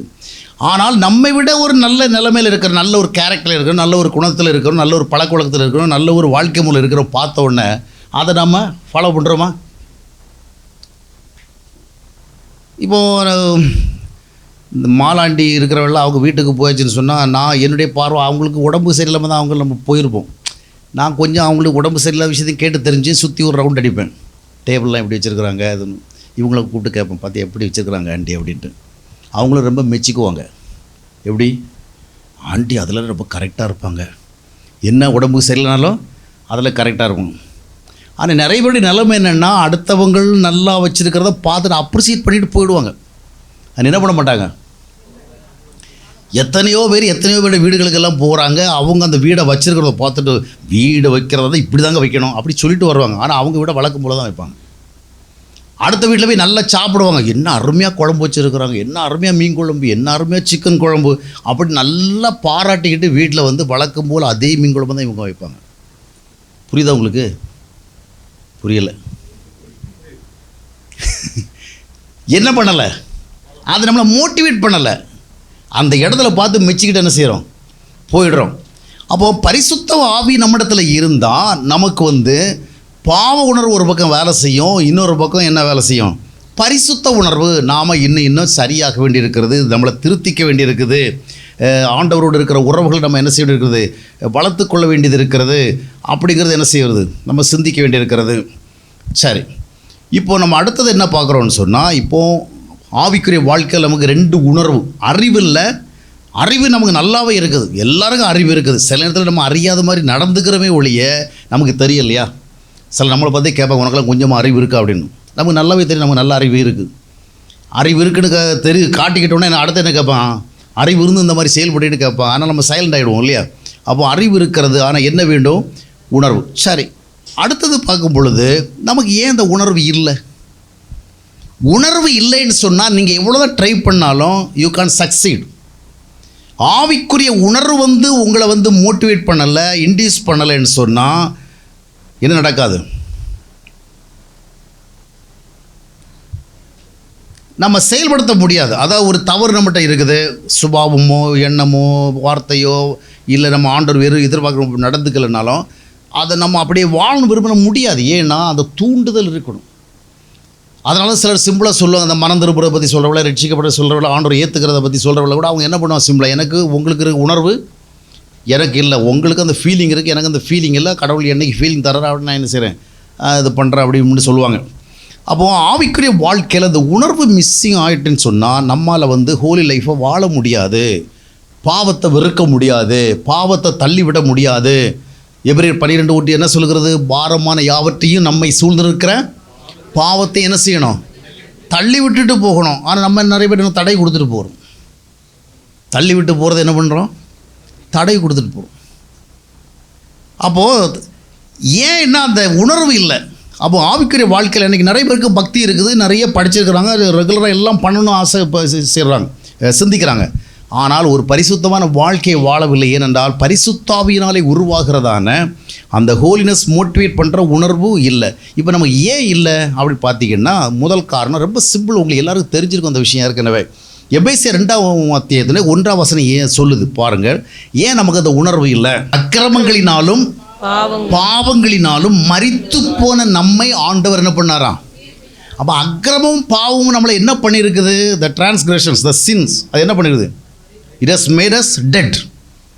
நம்மளை செத்தவங்களாக்கியிருக்கு. செத்தவங்களாக இருந்தால் டெட் பாடிக்கு என்ன இருக்காது, சென்சிட்டிவ்னஸ் கிடையாது. நீங்கள் கிளுனாலும் நோண்டுனாலும் என்ன பண்ணாலும் ஒன்றுமே அது ரியாக்ஷன் காட்டாது. அப்போது செத்த நிலைமை எப்பொழுது ஆண்டவர் விரும்பாத வாழ்க்கையை விட்டு தள்ளுவதற்கு நமக்கு ஒரு தூண்டுதல் இல்லையோ அப்பொழுது நாம் செத்த நிலைமையில் இருக்கிறோங்கிறதுக்கு ஒரு அடையாளம் இருக்குது. அதுபோல் ஆண்டவர் விரும்புகிற விதமான அந்த பரிசுத்த வாழ்வை நோக்கி நாம் இன்னும் ஒருபடி முன்னோக்கி செல்லவில்லை என்றால் ஒருவேளை அந்த செத்த நிலைமை நமக்கு என்ன இல்லை, ஒரு இன்னொரு மோட்டிவேஷன் வரல. அப்போ அக்கிரமங்களும் பாவங்களும் தான் நம்ம யாராக மாற்றிருக்கு, டெட்டாக மாற்றினா நமக்கு என்ன வரும், என்ன தான் பிரசங்க கேட்டாலும் என்ன வராது, ஒரு உணர்வும் வராது. சரி, அக்கிரமும் பாவங்களும் நம்மளை வந்து மரித்தவளாக்குறது எப்படி? தேவ உறவு, த ரிலேஷன்ஷிப் ஆஃப் காட், அதுதான் லைஃப். கடவுளுடைய உறவை இழக்கும் பொழுது தான், இல்லைன்னா கடவுளுடைய உறவு இல்லாமல் இருக்கும் பொழுது நம்ம டெட்டாக இருப்போம் இல்லையா? வாதியில் ஆதாம் என்ன பண்ணுறான்? தேவ உறவைத்தான் இழந்தான். மறுபடி இயேசு கிறிஸ்து மூலமாக நம்ம கொடுக்கப்படுவது எது? அந்த உறவு தான். அதை தான் யோவான் 1:12 சொல்கிறது. அவருடைய நாமத்தின் மேல் விசுவாசம் உள்ளவர்கள் அவரை ஏற்றுக்கொள்ளுங்கள். யாராக மாறுகிறார்கள்? They are becoming the children of God. தேவனுடைய பிள்ளைகளாக மாறுகிறாங்க. எப்படி மாறுகிறாங்க? They are getting the relationship of God. தேவனுடைய உறவை பெறுகிறாங்க. அப்போ உறவு இல்லாமை தான் செத்த நிலைமைக்கு நம்மளை கொண்டு போகுது. when we are not sure that we are with God, we will be like dead. கடவுள் நமக்குள் இருக்கிறார், ஆண்டவர் நம்மோடு இருக்கிற. எல்லாருக்கும் காமன் ஃபெய்த் இருக்குது, கடவுள் நம்மோடு இருக்கிறார். கிறிஸ்தவங்க கொஞ்சம் அதிகமாக இருக்குது, மற்றவங்களுக்கு பொதுவாக இருக்குது. நிறைய பேருடைய காட் எங்கே இருக்கிறாரு? பரலோகத்தில் இருக்க. கிறிஸ்தவனுடைய காடு கோயிலில் இருக்கிறாரு. அப்படி கொஞ்சம் வித்தியாசம் இருக்கும். ஆனால் அருமையான ஆண்டவர் நம்மோடு இருக்கிறது தான் நம்மளை உயிரோடு வைக்குது. ஏன்னா அவர் தான் ஹீஸ் அ லைஃப். நானே உயிர்த்தெழுதலும் ஜீவனுமாக இருக்குன்னு சொன்னார். நானே வழியும் சத்தியமும் ஜீவனுமாக இருக்கிறேன் என்று சொன்னார். அப்போது நாம் சில நேரங்களில் உணர்வற்று இருப்பதனுடைய காரணம் என்ன? பிரசங்கம் கேட்குறோம், போதனை கேட்குறோம், உபதேசங்கள் கேட்குறோம். சில நம்மளை இப்போ என்ன செய்கிறான், நமக்கு நிறைய விஷயங்கள் சொல்லி தர்றாங்க. ஆனால் எல்லாம் கேட்டுக்கிட்டு நம்ம என்ன பண்ணுறோம்னா, கரெக்டாக தான் சொன்னீங்க அப்படின்னு சொல்கிறோம். ஆனால் அதுக்கு பிறகு என்ன பண்ணலை? ஒன்றும் ஆகலை. அப்போ அர்த்தம் என்னன்னு சொன்னால், கர்த்தர் நம்மோட இருக்கிறத நம்மால் என்ன பண்ண முடியும்? அதனால தான் நான் திரும்ப உங்களோட பேசுகிற பொழுதெல்லாம் இதை தான் மையப்படுத்தி பேசுவேன். நமக்கு தேவை ரெகுலராக பைபிள் படிக்கிறதில்ல, ரெகுலராக ஜெபம் பண்ணுறதில்ல, ரெகுலராக சர்ச்சுக்கு போகிறதில்ல, இல்லை ரெகுலராக கொஞ்சம் மாரல் பிரின்சிபிள்ஸ் வச்சு சில டூஸ் அண்ட் டோன்ட்ஸை வச்சுக்கிட்டாலும் நான் ஒரு நியாயப்பிரமாணம் வச்சுக்கிட்டு இதை செய்யணும், இதை செய்யக்கூடாது அப்படிங்கிற மாதிரி வாழ்கிறதில்ல. இப்படியெல்லாம் நடந்துக்கூடாது, இப்படியெல்லாம் நடக்கணும். நமக்கு தேவை என்ன? God's relationship. நீங்கள் எவ்வளவு பைபிள் படித்தாலும் படித்து பாவம் பண்ணுவீங்க. நீங்கள் எவ்வளவு போதனை கேட்டாலும் போதனை கேட்டு பாவம் பண்ணுவீங்க. எப்பொழுது? உறவு இல்லாத பொழுது. நிறைய பேர் சண்டையில் போய் தான் அந்த உறவை ரினியூ பண்ணிட்டு வருவாங்க இல்லையா? அங்கே போனால் பிரசன்னம் கிடைக்கும். நம்ம பாஸ்டர்கள் என்ன பண்ணுவாங்க, ரொம்ப அவங்க ட்ரைனிங் எல்லாம் அதுக்கு எடுத்து வச்சுருக்குறாங்க. அவங்க என்ன பண்ணுவாங்க, ஏதோ 4 பாட்டை பாடி அதுக்கு எந்தபடி இப்போ நல்ல டெம்போவில் நிறைய பேர் என்ன பண்ணுறாங்க, பாடுகளை உருவாக்கி வச்சு அந்த பாட்டை பாடி ட்ரம் அடித்து கீபோர்டு போட்டு அப்புறம் நிறைய வார்த்தை சொல்லி எடுத்து தென் we will feel that we are with God. வெளியே வந்தால் நான் சொல்லுவேன், அந்த புட்டு குழாயில் புட்டு நிரம்பி இருக்கிற வெள்ளை ஆவி மேலே போயிட்டுருக்கோம். இங்கே இந்த குச்சியில் தள்ளி விட்டால் ஆவியும் இல்லை பாவியும் இல்லை, ஒன்றும் இல்லை. அதனால் நிறைய பேர் சர்ச்சுக்குள்ளே இருக்க விரும்புவோம். ஏன் தெரியுமா? அங்கே இருக்கிற வரைக்கும் தான் இவங்களுக்கு பிரச்சனை இருக்கும். வெளியே வந்தால் என்ன இருக்காது, பிரசன்னம் இருக்காது. ஏன்னா அவங்களுடைய பிரசன்னம் எல்லாம் அங்கேருந்து ஜெனரேட்டட், அங்கேயே ஜெனரேட் பண்ணி கொடுக்குறாங்க. அப்படி அல்ல, வேறவர் வி ஆர், நம்ம எங்கே இருந்தாலும் சரி we must feel that we are with God. எங்கே இருந்தாலும் ஆண்டவரோட. இதெல்லாம் நான் சொல்கிறது ஒரு எக்ஸ்ட்ரானரி, அதாவது ரொம்ப என்ன சொல்கிறது, அதிகப்படுத்தி நான் பேசலை, வேதையத்தான் சொல்லுது. ஆவிக்குரிய வாழ்க்கைங்கிறது ஆண்டவரோடு இருக்கிறத தொடர்ந்து என்ன செய்யணும், உறுதிப்படுத்திகிட்டே இருக்கணும். அந்த உறுதிப்படுத்தல் சொன்னால் we can feel that we have the life. அப்போ அந்த இன்சென்சிட்டிவ்னஸ், அதாவது உணர்வற்ற நிலைமை நம்ம இடத்துல வந்துட்டு இருக்கும். நல்லா கேட்டுருப்போம், நிறைய குறிப்பிடுத்துகிறோம். வாய்ப்பு உடைஞ்சா புக்காக கூட என்ன செய்யலாம், எழுதி வெளியெல்லாம் பிரசங்கமாக பண்ணலாம். தேவை என்ன? தேவ உறவு. அப்போ பரிசுத்தாவி இருக்குதா இல்லையாங்கிறத கூட கண்டுபிடிக்கிறதுக்கு எப்படி? நிறைய பேர் இந்த உடம்பெல்லாம் உலுக்கி பரிசுத்தாவி இருக்கிறத கன்ஃபார்ம் பண்ணணும். அப்படி கிடையாது. பரிசுத்தாவி இருந்தால் உங்களுக்குள்ளே நீங்கள் உணர்த்தப்படுகிறீர்கள், ஏவப்படுகிறீர்கள். என்ன அர்த்தம்? ஒன்று உங்களுடைய குறைவான நிலைமை உணர்கிறீர்கள், இன்னொன்று உங்களுடைய நிறைவான நிலைமைக்கு ஏவப்படுகிறீர்கள். இதான் ஹோலி ஸ்பிரிட் ஒர்க்கு. ஆனால் இந்த உணர்வு, அந்த ஆவி இல்லைன்னா அந்த உணர்வு இருக்காது. இதில் இன்னொரு விஷயம் இருக்குது. அது என்னென்னு சொன்னால், அதாவது த ஸ்பிரிட் ஆஃப் லை, பொய்யின் ஆவி. இல்லைன்னு சொன்னால் த ஸ்பிரிட் ஆஃப் டிசப்ஷன், அதாவது டிசீவிங் ஸ்பிரிட். இப்போ பார்த்திங்கன்னா நிறைய போதகர்கள் இருப்பாங்க. அவங்க பண்ணுற மினிஸ்ட்ரியெல்லாம் பார்த்தா ரொம்ப பிரம்மாண்டமாக இருக்கும், நிறைய ஆக்டிவிட்டியெல்லாம் இருக்கும், பிரசங்கெல்லாம் சூப்பராக தான் பண்ணுவாங்க, எல்லாம் பண்ணுவாங்க. ஆனால் அவங்களுடைய தனிப்பட்ட வாழ்க்கை மோசமாகவே இருக்கும். நிறைய விசுவாசிகள் அதுபோல் விரும்பி பிரசங்கம் கேட்பாங்க, ஊராக போய் பிரசங்கம் கேட்பாங்க. யூடியூப்பில் ஒரு பிரசங்கம் விட மாட்டாங்க, எல்லாம் கேட்பாங்க. கேட்டுக்கிட்டு தங்களுடைய வாழ்க்கை எப்படி இருக்குன்னு அவங்களால என்ன பண்ண முடியாது, கண்டுபிடிக்க முடியாது. அது என்ன காரணம்? ஒன்று இன்னும் ரட்சிக்கப்படாத நிலைமை, இன்னொன்று ஃபால்ஸ் சால்வேஷன். உண்மையான ரட்சிப்பு கிடையாது. ஆண்டவர் இந்த ஊமை சொல்லுகிற பொழுது தேவ புத்திரர்களும் உருவாகிறாங்க, பிசாசின் புத்திரர்களும் உருவாகிறாங்க. சரியான விதை, தவறான விதை. பொல்லாங்குன்னு என்ன செய்கிறான்? விதைக்கிறான். அந்த பொல்லாங்கனால் விதைக்கப்பட்டு வந்த விதை அதுவும் சால்வேஷன் பெற்றதாக சொல்லும், அதுவும் பரிசுத்தாவி பெற்றதாக சொல்லும், அபிஷேகம் பெற்றதாக சொல்லும். ஆனால் எது இருக்காது? உண்மை அந்த ஒரிஜினல் பார்ன் அகைன் எக்ஸ்பீரியன்ஸ் பெற்றவர்களை விட அந்த ஃபால்ஸ் எக்ஸ்பீரியன்ஸ் பெறாங்களே, அந்த பிசாசான உண்டாகணும்னு சொல்கிற அந்த தவறான விதை, அவங்க ரொம்ப ஆவியில் நிரம்புவாங்க, ரொம்ப அபிஷேகத்தை உணர்வாங்க, ரொம்ப உற்சாகப்படுவாங்க. ஆனால் எது இருக்காது? கர்த்தருக்கேற்ற வாழ்க்கை முறையில் ஒரு உணர்வு இருக்காது. மற்றபடி அவங்க எதை பார்ப்பாங்க? நம்ம நல்லா பாடுறோம், நல்லா துதிக்கிறோம், நல்லா சூத்திரப்படுறோம், நல்லா ஆவியில் நிரம்புகிறோம், நல்ல ஆவியின் ஏவுதல் ஏற்படுது. இதெல்லாம் எதனால் நடக்கிறது? Because of that false salvation, பொய்யான ரட்சிப்பு. அந்த ரட்சிப்பு இவங்களை ஆத்மாவுக்குள்ளே விடுவிக்கலை, ஆவியில் விடுவிக்கலை. அதனால் பழைய சுபாவங்கள் போகலை, ஜென்ம சுபாவம் போகலை. 2 Corinthians 5 என்ன சொல்கிறது? ஒருவன் கிறிஸ்துக்குள் இருந்தால், இப்போ எல்லாரும் கிறிஸ்துக்குள்ளே இருக்குன்னா சொல்கிறாங்க இல்லையா? ஞான ஸ்நானம் பெற்றுக்கிட்டு எல்லாரும் என்ன பண்ணுறோம்? வி ஆர் இன் கிரைஸ்ட்னு தான் சொல்கிறோம். கிரைஸ்டுக்குள்ளே இருந்தால் அதனுடைய ரிசல்ட் என்ன? If anyone is in Christ now he will be a new creation, all old things went away, now everything in him is new. எல்லாம் அவர்களும் புதுசாக இருக்குது. இதுதான் வாழ்க்கை. நீங்கள் எப்படி பாடுகிற பொழுது உணர்ந்தீங்க, ஆடுகிற பொழுது உணர்ந்தீங்க, பிரசங்கிக்கும் பொழுது உணர்ந்தீங்க, அது அல்ல. உங்கள் சராசரி வாழ்க்கையில் தவறு சரி இவைகளை எப்படி உணர்கிறீர்கள்? எது ஆண்டவருக்கு ஏற்றதாக இருக்குது, எது ஏற்றதாக இதை உணர்கிறீர்கள். அப்போது பொய்யின் ஆவி இருந்தால் நம்மளால் ஒருபோது என்ன பண்ண முடியாது? உண்மையான அனுபவங்களுக்குள்ளே வர முடியாது, உண்மையான தேவனுடைய உணர்வுகளை பெற முடியாது. இப்போது நிறைய ஊழியக்காரங்க ஒரு பக்கம் ரொம்ப ஸ்பிரிட் ஃபில்டாக இருப்பாங்க. அவங்க போயாச்சுன்னு சொன்னால் நிறைய பேருக்குள்ளே இருக்கிற ஆவியெல்லாம் வெளியே போகிறது மாதிரி இருக்கும், பிசாசு போகிறது மாதிரி இருக்கும். நிறைய பேர் என்ன செய்வாங்க? அனாயிண்டிங் போடுவாங்க, கொள்ளுவாங்க. ஆனால் இவங்க மோசமாகவே இருப்பாங்க. இதுக்கு காரணம் என்னென்னு சொன்னீங்கன்னா, இவங்களுக்குள்ளே என்ன ஸ்பிரிட் இருக்குது? த ஸ்பிரிட் ஆஃப் லை, அல்லனா டிசீவிங் ஸ்பிரிட். அந்த டிசீவிங் ஸ்பிரிட் உள்ளுக்குள்ளே இருந்துட்டு என்ன பண்ணணும்னு சொன்னால் இவங்களுக்கு ஸ்பெஷல் ஃபீலிங்ஸ் கொடுக்கும். அப்போ அவங்களுக்கு அனாயிண்டிங் ஃபீல் பண்ணுவாங்க, வல்லமை ஃபீல் பண்ணுவாங்க, அக்கினி ஃபீல் பண்ணுவாங்க, ரெவலேஷன்ஸ் வரும், விஷன்ஸ் வரும், ட்ரீம்ஸ் வரும், கனவு, சொப்பனம், தரிசனம், இந்த மாதிரிலாம் வரும். ஆனால் என்ன மட்டும் வராது தெரியுமா? ஹோலினஸ், பரிசுத்த உணர்வு மட்டும் வர. ஏன்னா அந்த பொல்லாத ஆவிக்கு எல்லாவற்றையும் இமிட்டேட் பண்ண தெரியும். ஒன்று தான் முடியாது. என்னது? தேவனுக்கொத்த பரிசுத்தம். பரிசுத்தத்தை மட்டும் அவங்களுக்கு டூப்ளிகேட் பண்ண தெரியாது, மற்றபடி எல்லாமே பண்ண தெரியும். அப்போ நிறைய பேர் பார்த்தீங்கன்னா, நிறைய விசுவாசிகள், நிறைய ஊழியக்காரங்களும் தங்களுக்குள்ளே என்ன நினைக்கிறாங்கன்னா, என்கிட்ட ஒரு ஆவி செயல்பட நான் உணர்கிறேனே, என்னோடு பேசுகிறத உணர்கிறேன், என்னை தூண்டுறதை உணர்கிறேன், எனக்கு காட்டுகிறது, எனக்கு தரிசனம் வருது, எனக்கு சொப்பனம் வருது, எனக்கு பேசுகிற மாதிரி இருக்குது. அப்படியெல்லாம் அவங்க உணர்கிறதுனால அவங்க என்ன தப்பு பண்ணாலும், என்ன தவறு பண்ணாலும், என்ன பொய் சொன்னாலும் they will believe that they are with God. அது எந்த காட்? அது ஃபால்ஸ் காட், வேறொரு காட், வேறொரு இயேசு. அப்போ எங்கிட்ட நிறைய பேர் கேட்பாங்க, பிரதர் சிலர் இவ்வளவெல்லாம் நிறைய விஷயங்கள் பேசுகிறாங்க, கொள்கிறாங்க, ஏன் அவங்க தனிப்பட்ட வாழ்க்கையில் மோசமான கர்த்தர் அவங்களுக்கு உணர்த்தலையா அப்படின்னு. ஏன் உணர்த்தலை?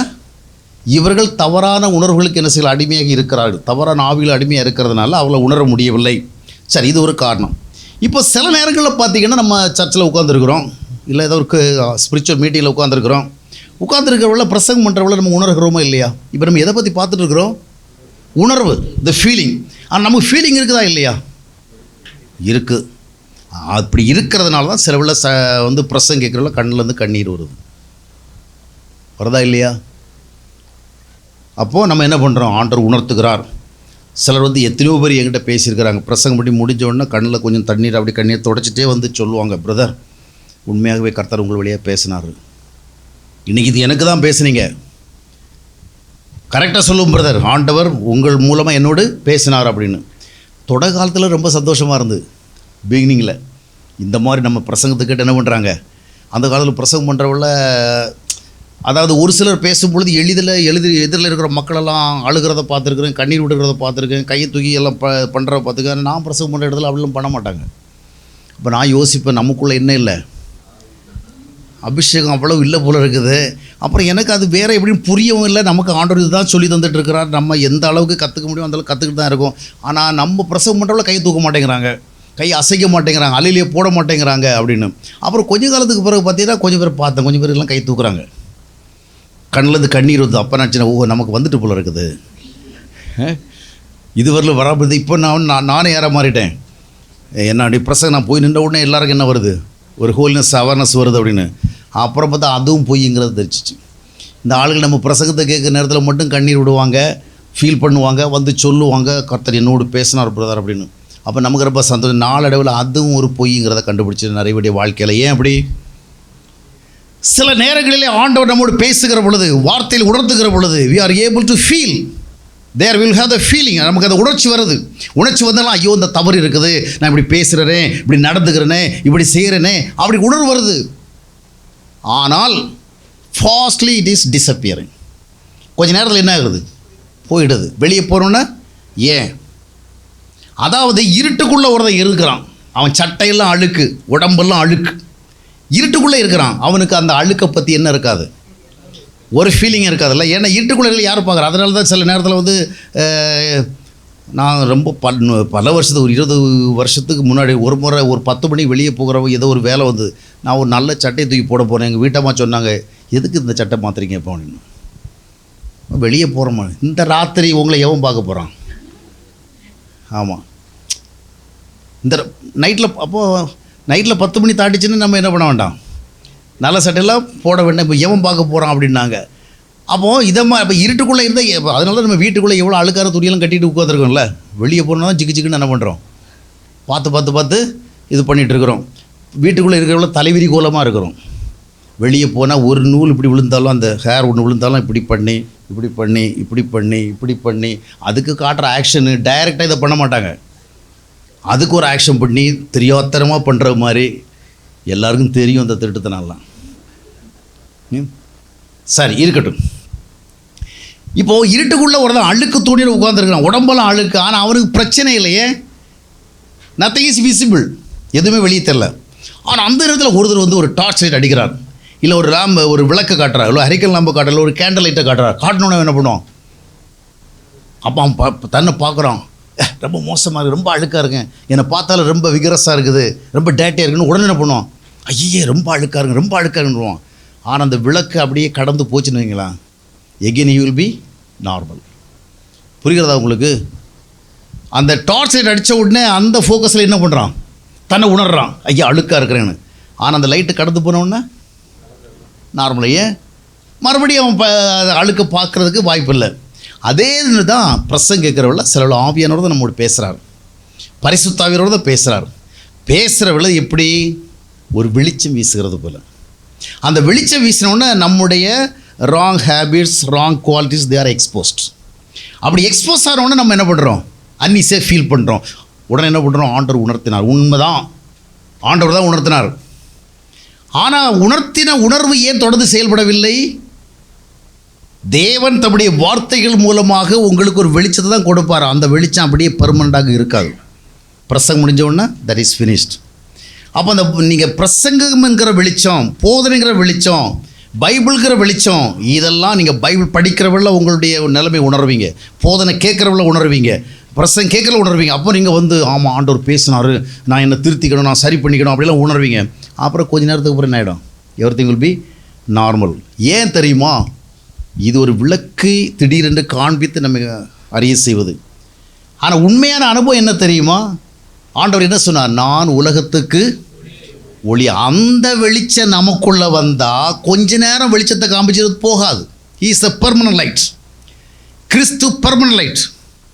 அதனால தான் இந்த பிரசங்கம் கேட்டு உணர்வடைகிறது இல்லை. உண்மையாக ஆண்டவராக இயேசு கிறிஸ்துவனுடைய வாழ்வில் இரட்சகராக பெற்றுக்கொண்டு அவரோட ஐக்கியத்தை வாழுகிற பொழுது he is a permanent light. எங்கே போனால் அந்த வெளிச்சம் என்ன செய்யும்? அதனால தான் நீங்கள் இந்த நேரத்தில் என்னுடைய வெளிச்சத்தில் நடங்க அப்படின்னு சீடர்கள்லாம் அவர் சொல்லுவார். ஒளி உங்களோடு இருக்கும் பொழுது ஒருவரும் கிரியை செய்யக்கூடாத ராக்காலம் வருது, வெளிச்சம் இருக்கும் பொழுது அந்த வெளிச்சத்தில் நடங்கப்பார். இப்போ ஆண்டவர் நம்ம ஏற்றுக்கிட்டோம்னா நம்ம பிரசங்கம் கேட்டாலும் கேட்காம இருந்தாலும் வெளிச்சத்தில் தான் இருக்கிறோம். புரிகிறதா? கர்த்தரோடு இருக்கிறவனுக்கு பிரசங்கம் கேட்டால் மட்டும்தான் உணர்வு வருதுன்னு கிடையவே கிடையாது. அந்த பெர்மனன்ட் வெளிச்சம். கர்த்தர் இல்லைன்னா நீங்கள் எவ்வளோ தான் பிரசங்க சென்ட் பால் இல்லை பவுல், யோவான், பேதுரு இவங்கெல்லாம் வந்து பிரசவம் பண்ணாலும் என்ன நடக்கும்னு நினைக்கிறீங்க? ஏன் அவங்கெல்லாம் இயேசுநாதரே வந்து பிரசவம் பண்ணால் என்ன நடக்கும்? இப்போ யோவான் பிரசங்கம் பண்ண அவங்க என்ன செய்யணும் வந்து கேட்டவங்க எல்லாம் மனம் திரும்பின்றாங்கன்னு நினைக்கிறீங்களா? இயேசு கிறிஸ்து பேசுகிறவள நீர் எங்களையும் என்ன செய்கிறீர் பாதிக்கிறதுனால சொன்னாங்கல்ல, உடனே அவங்க வந்து திரும்பிட்டாங்களா? இல்லை, அவர்கள் மனசுக்கு குத்தப்பட்டவளான்னு பார்க்குறோம். அப்போது இந்த பிரசங்கிக்கிறதுல குத்தப்படுறது, உணர்த்தப்படுறது, நல்ல அனுபவங்கள் ஆண்டவர் தான் கிரியை செய்கிறார். ஆனால் இந்த கிரியை கண்டினியூ ஆகணும்னு சொன்னால் we have to confirm that already we have got the permanent light, that is Jesus. இயேசு நம்ம என்ன பண்ணுறோம்? வெளிச்சமாக பெற்றிருக்கோம். அவர் நம்மோடு இருந்தார், எப்பொழுதும் அவர் வெளிச்சமாக இருப்பார். இன்றைக்கு அநேகருடைய வாழ்க்கையில் அது நிரந்தர வெளிச்சம் இல்லை. சபைகளுக்கு செல்லுகின்ற பொழுது ஒரு வெளிச்சத்தில் இருப்பது போல் உணர்கிறார்கள். ஆராதனை நேரத்தில் ஒரு வெளிச்சத்தில் இருப்பது உணர்கிறார். ஜெப நேரங்களில் வெளிச்சத்தை உணர்வோல் இருக்கிறார்கள். வார்த்தைகளை கேட்கும் பொழுது வெளிச்சத்தில் இருக்கிறது உணர்கிறாள். ஆனால் முடிஞ்சு வந்தவுடனே ஆகலை என்னுடைய வாழ்க்கையில் நிறைய பேரை கவனிச்சிருக்கிறேன். அவ்வளவு உணர்வோடு பிரசங்கம் உட்காந்து கேட்டாங்களே, அதற்கு பிறகு அவருடைய லைஃப் ஸ்டைலை பார்க்கும் பொழுது, அவர் நடந்துகிற விதங்களை பார்க்கும் பொழுது தேர் இஸ் நோ சேஞ்ச். அந்த இடத்தோட எவர்திங் இஸ். அப்போ எல்லாமே ஒரு நாடகம் போல் ஆகிவிடுகிறது. போதகரும் ஒரு நாடகர் நடிக்கிற மாதிரி ஆகிடுது, அதை பார்க்குறவங்களும் ஒரு நாடகத்தில் பங்கேற்கிறவங்கள மாதிரி ஆகிடுது. இசைக்கேல் தீர்க்கதரிசி புஸ்தகம் 33ஆம் அத்தியாயத்தின் 31ஆம் வசனத்தை வாசியுங்கள். ஜனங்கள் கூடி வருகிற வழக்கத்தின்படி உன்னிடத்தில் வந்து உனக்கு முன்பாக என் ஜனங்கள் போல உட்கார்ந்து உன் வார்த்தைகளை கேட்கிறார்கள். ஆனாலும் அவர்கள் அவைகளின்படி செய்கிறதில்லை. அவர்கள் தங்கள் வாயினாலே இன்பமாய் பேசுகிறார்கள், அவர்கள் இருதயமோ பொருளாசையை பின்பற்றி போகிறது. ஜனங்கள் கூடி வருகிற வழக்கத்தின்படியே எல்லாம் ஒரு வழக்கம் ஆஸ் யூஷுவல், ஒரு ரெகுலர் ஹேபிச்சுவல் ஆக்ஷன் சொல்லுவாங்க. இயல்பாகவே சிலர் பசி வந்தாலும் வராட்டாலும் மற்ற என்ன செஞ்சுருவாங்க, சாப்பிட்றோம். விரும்பாலும் சில காரியங்களை எங்கேயோ போகிறாலும் சரி, போகாமல் இருந்தாலும் நல்ல ட்ரெஸ் போட்டுக்குவாங்க. இதெல்லாம் வழக்கத்தின்படி. ஆனால் ஆண்டவர் என்ன சொல்கிறாரு? நீ சொல்கிறதெல்லாம் நல்லா கேட்குறாங்க, ஆனால் என்ன தொடர்ந்து என்ன பார்க்குறோம்? அவங்க கேட்பாங்க, ஆனால் அவங்க என்ன பண்ணுறதில்ல, செய்கிறதில்ல. ஏன் செய்கிறதில்ல? அதுதான் பிரச்சனை. செய்யும்படியான ஒரு இன்னர் இன்டியூஸ்மெண்ட் இல்லை, தூண்டுதல் இல்லை. அப்போது தேவ உறவு இல்லைன்னு சொன்னால் நமக்கு அந்த தூண்டுதல் உணர்வு இருக்காது. கர்த்தராக இயேசு கிறிஸ்து பெர்மனண்டாக நமக்குள்ளே இருக்கிற உணர்வு இல்லைன்னு சொன்னால் நாம் அடைகிற உணர்வுகளும் நம்ம சரியில்லைன்னு ஃபீல் பண்ணுறதும் தற்காலிகமாக டெம்பரரி தான் இருக்கும். கொஞ்ச நேரம் இருந்துட்டு என்ன சொல்லுவோம், தட் வில் டிஸப்பியர், கலந்து போயிடும். அடுத்ததாக எப்படி இந்த உணர்வுகள் போகிறோன்னு பார்க்க போகிறோம். சில நேரத்தில் வந்து நம்ம உண்மையிலே உணரத்தான் செய்கிறோம். உணராமல் ஒன்றும் இல்லை, வெறும் அறிவு மட்டும் இல்லை. Also we have the feeling, அறிவு இருக்குது, ஃபீலிங். ஆனால் அந்த உணர்வுகள் கொஞ்சம் நேரத்தில் என்ன ஆகப்படுற கூல் டவுன் ஆகிடுது. எப்படின்னு சொன்னால் அதில் முக்கியமான ஒன்று சுய உணர்வு, the feeling of our self. Spiritual ஃபீலிங்னு ஒன்று இருக்குது, செல்ஃப் ஃபீலிங்னு ஒன்று இருக்குது. இந்த செல்ஃப் ஃபீலிங் பாருங்கள், இது எப்பொழுதுமே ஒரு ஃபயர் டைப், எப்போவும் அலர்ட்டாக இருக்கும். அதனால தான் எங்கேயாவது உங்களை கொஞ்சம் தொட்டுட்டால் உடனே என்ன பண்ணுறீங்க, ஒரு குண்டூசியால் லைட்டாக ஒருத்தரை டச் பண்ணால் ஒரு காயமும் வரல, ஒன்றும் வரல, ரத்தமும் வரல, லைட்டாக தொட்டு பாருங்கள், அவர் ஜர்க் ஆயிடுவார். அப்படி தானே? ஏன் அவ்வளோ சென்சிட்டிவாக இருக்கிறார் அந்த குண்டூசி? அதை என்ன செய்கிறது? சில நேரத்தில் நம்ம ஒன்றும் பண்ணிருப்போம்னா, ஒரு வார்த்தை சொன்னோம் உடனே அவர் என்ன பண்ணுறார், எரிகிறார் இல்லையா, உடனே ரெஸ்பாண்ட் பண்ணுறார். ஏன்? சுய உணர்வு, த செல்ஃப். அதனால தான் ஆண்டவர் வந்து 9:23 லூக்காவில் சொல்லும் பொழுது, ஒருவன் என்னை பின்பற்ற விரும்பினால் he must deny his self. அப்போ நான், என் மனம், என் இருதயம், என் சிந்தை, என் ஐடியா, என் கருத்து, இதுதான் அந்த செல்ஃப். இந்த செல்ஃபு நமக்குள்ளே இருக்கிறதுனால நாம் கேட்ட பிரசங்கமெல்லாம் கரெக்டு தான். கேட்டதெல்லாம் எது தான் கேட்டோம்? பொறுமையை குறித்து கேட்டோம், தாழ்மை குறித்து கேட்டோம், சாந்தத்தை குறித்து கேட்டோம், சைக்கிறத குறித்து கேட்டோம், அன்பு குறித்து கேட்டோம். Everything is good. ஆனால் இது முடிந்து அந்த பக்கம் போனோடனே நம்முடைய மனசை யாரோ என்ன பண்ணிட்டாங்க, ஒரு குண்டு சேலை குத்திட்டாங்க. ஒன்றும் காயமும் வரல, காயப்படுவதற்கும் அதில் ஒன்றுமே இல்லை. ஆனால் அவர் காயப்பட்டு விட்டாங்க. இன்டர்னலி என்ன பண்ணிட்டாங்க, they are wounded, they are injured. இந்த சுயத்தினுடைய நிலம் அது. அப்போ அந்த சுய உணர்வு பாருங்கள். சுயம் என்பது ஒரு அகந்தை, ஒரு ஆணவம், ஒரு குறிப்பிட்ட விதமான மனநிலை, ஒரு என்ன சொல்வது, ஒரு தாழ்மை இல்லாமல் இருக்கிறது. ஆமாம், ஸ்டப்பானாக இருக்கிறது, வெறுப்புணர்வோடு இருக்கிறது. இதுதான் சுயம். எளிதாக நம்ம மற்றவங்களை வெறுக்க ஆரம்பிச்சிடும். வெளுக்கிற அப்படின்னு பெரிய மேட்டர்லாம் கிடையாது. அப்படி ஒன்றும் நமக்கு பெரிய அநியாக்கிரமம் ஒன்றும் பண்ணலை. ஒரு சின்ன விஷயந்தான், உடனே என்ன பண்ணுறோம், இம்மிடியட்லி வி ஸ்டார்ட் ஹேட்டிங். ஏன்? இதெல்லாம் இயல்பாக நடக்குது. அப்புறம் இப்போ கொஞ்சம் காலத்து வரை யோசிப்பது, இந்த அற்ப விஷயத்துக்கு அந்த மாதிரி நாம் நடந்துக்கிட்டோம், இந்த சின்ன விஷயத்துக்காக இவ்வளோ பெரிய கோபத்தை பெற்றோம், இந்த சின்ன விஷயத்துக்காக இவ்வளோ பெரிய வெறுப்பு, இந்த ஒரு அற்பமான விஷயத்தையே இத்தனை மாதம் மனசில் வச்சுட்டு வாழ்ந்தோம் அப்படிங்கிற எண்ணம். காரணம் செல்ஃப், சுயம். ஆவிக்குரிய உணர்வுகள் செயல்பட விடாதபடிக்கு மனிதனுடைய சுய உணர்வு என்ன செய்கிறது? ஆகையால் சிலர் நிறைய விஷயங்கள் நல்லா தான் இருப்பான், ஆனால் எங்கேயாவது அவர்களுடைய உள்ளுணர்வை லைட்டாக தொட்டுட்டீங்க, ஒன்று வேண்டாம், அவர்களுடைய கருத்தை நீங்கள் அப்படியே அக்செப்ட் பண்ணலை, இல்லை அவங்க கருத்தை எதிர்த்துட்டீங்க, என்ன ஆகிடுவாங்க? அப்போ சில சாதாரணமான விஷயங்களே நம்ம என்ன, இது ஏன்னா நம்முடைய அதாவது அவர் ஓன் வீக்னஸ், அதை வி ஹேவ் டு ரியலைஸ். ஆவிக்குரிய விஷயமா எவ்வளவு கேட்டால், நீங்கள் யாராவது ஒரு மேலே ஒரு வெறுப்புணர்வு வச்சுருந்தீங்க வச்சிங்களா, ஒரு வெறுப்புணர்வு ஃபார்ம் ஆகிட்டுனா, நீ அதுக்கப்புறம் எவ்வளோ தான் பொறுமை குறித்து பிரசங்க கேட்டாலும் கேட்குற நேரத்தில் தான் ஒரு கன்விக்ஷன் இருக்கும். அதுக்கப்புறம் அதை அப்ளை பண்ண மாட்டீங்க. மீக்னஸ்ஸு, சாந்தம், அது இதுன்னு ஊர்பட்டெல்லாம் கேட்டிருப்போம். சகித்து போகணும், பொறுத்து போகணும், தாங்கி போகணும், தாவிதமாக சகித்து கொண்டான், அவங்க சகித்தாங்க, இவங்க சகித்தாங்க அப்படின்னு சொல்லுவோம். எல்லாம் பிரசங்க கேட்டு கைதட்டி பாட்டு பாடிட்டு போயிட்டு, அப்புறம் நமக்கு எதிராக ஏதாவது ஒன்று அப்படி ஒன்றும் பெருசாக இழிவுபடுத்தவும் இல்லை, பெருசாக இக்னோர் பண்ணவும் இல்லை, பெருசாக புறக்கணிக்கவும் இல்லை, அற்பமான விஷயந்தான். ஏன்னா சுயம் எப்படி இருக்குது தெரியுமா? இப்போ கொதிக்கிற எண்ணெயில் 1 லிட்டர் தண்ணியை ஊற்ற வேண்டிய தேவையில்லை, ஒரு துளி தண்ணியை அப்படியே அவன் அந்த வடை சுடுறவங்களாம் பார்த்துருக்கீங்களா, அப்படியே அது எண்ணெய் போதுமான அளவுக்கு ஹாட் ஆகிட்டான்னு கண்டுபிடிக்க என்ன பண்ணுவோம், ஒரு வாட்டரில் கொஞ்சம் கையை முத்துட்டு நம்ம இப்படி பண்ணுவோம்.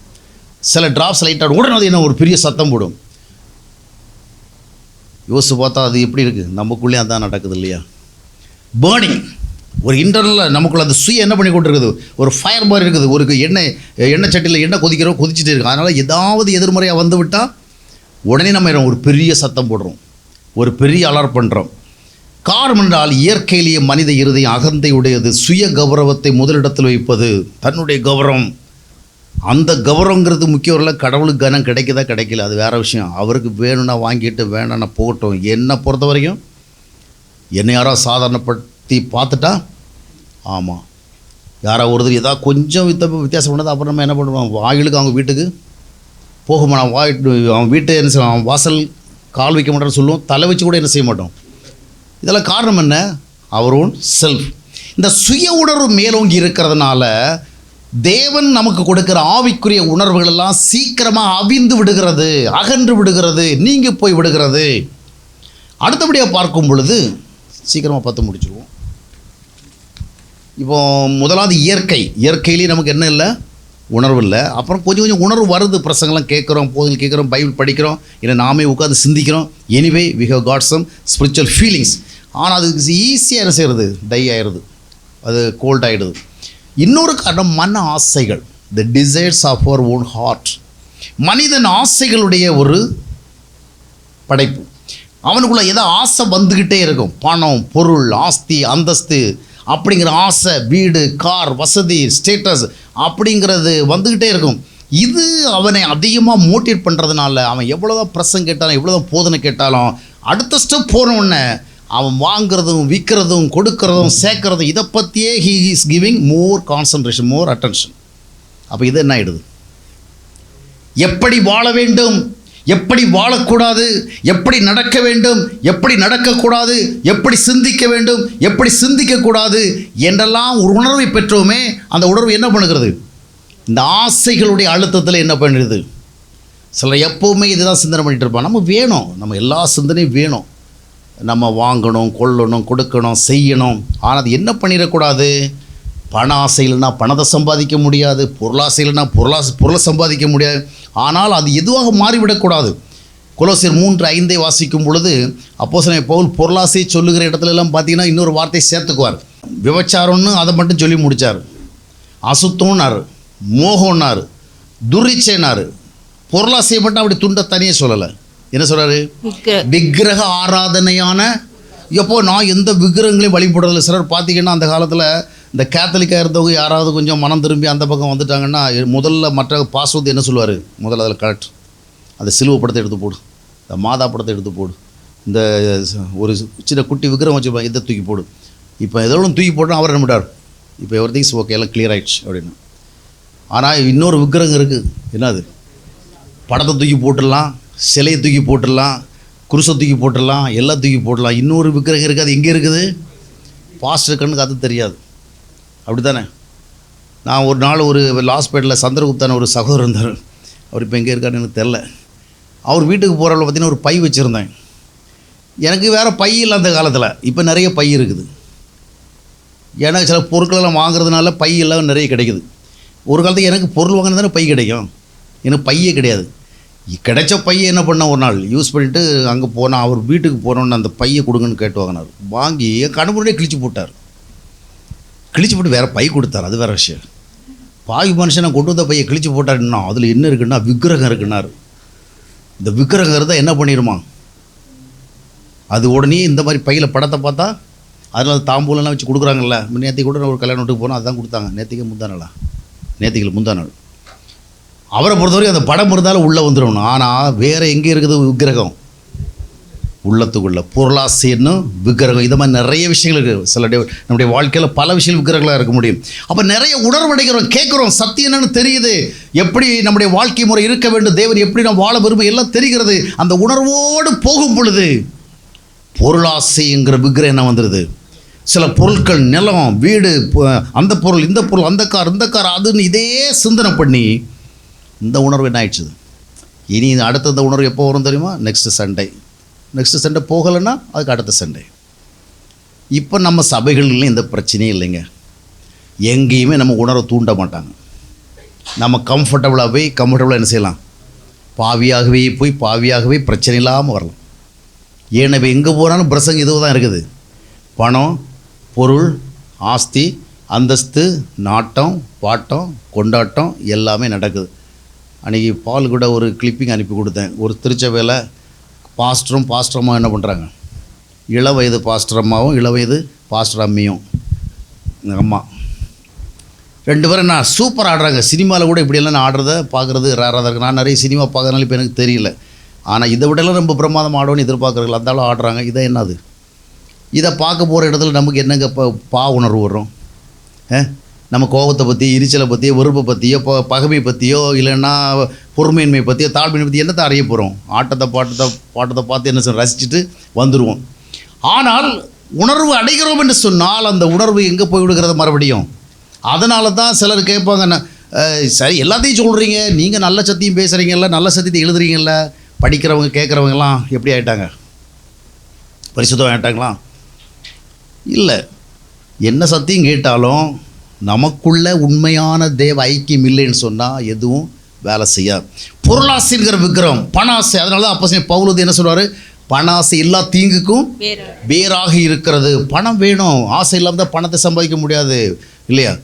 ஆண் மேலே ஆசை இருந்தால் தான் ஆணை கல்யாணம் பண்ண முடியும், பொண்ணு மேலே ஆசை தான் பொண்ணு கல்யாணம் பண்ண முடியும், பணத்து மேலே ஆசை இருந்தால் பணத்தை சம்பாதிக்க முடியும். ஆனால் அவைகள் எதுவும் மாறக்கூடாது, தீங்குக்கு வேறாக மாறிவிடக்கூடாது, விக்கிரகமாக மாறிவிடக்கூடாது. ஆனால் மாறிவிட்டதென்றால் இந்த உலகத்தில் நம்ம வாழுகிற பொழுது பெரும்பாலும் நாம் அங்கே பார்க்குறோம், இங்கே பார்க்குறோம், அவரை பார்க்குறோம், இவரை பார்க்குறோம், எல்லாரையும் பார்க்க இந்த பொருளை வாங்குகிறோம், அந்த பொருளை வாங்குறது, இந்த இதில் இன்வெஸ்ட் பண்ண, அதில் இதுலேயே மனம் ஓடி உணர்வுகள் என்ன ஆயிடுச்சு, ஸ்பிரிச்சுவல் ஃபீலிங்ஸு போயிடுச்சு. அதனால் எல்லாம் வேணும். ஆவிக்குரிய உணர்வை காத்து கொள்வதற்கு we have to be very careful. ஈஸியாக அது போயிடும், அடுத்த ஸ்டேஜுக்கு போகிறவில்ல. அடுத்து பார்த்திங்கன்னா உலகம் நமக்கு நிறைய உணர்வுகளை கொண்டு வருதுங்க. இப்போ நமக்கு இங்கே என்ன பிரச்சனை, இந்த உணர்வை தக்க வைக்க முடியலை.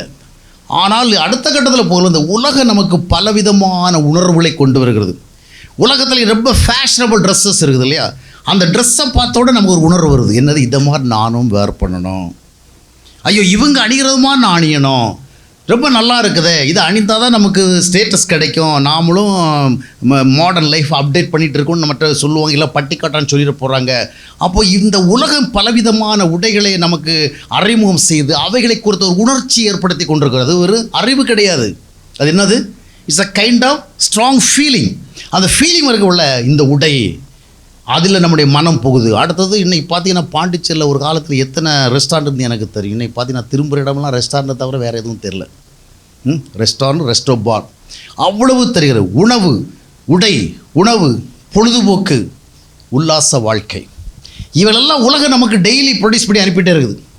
இவைகளெல்லாம் நமக்கு உணர்ச்சியை தூண்டி கொண்டு இருக்கிறது. உடைகள் தூண்டுகிறது, உணவு தூண்டுகிறது. போகிற இடமெல்லாம் நம்ம கண்ணுகளுக்கு முன்னாடி என்ன இருக்குது?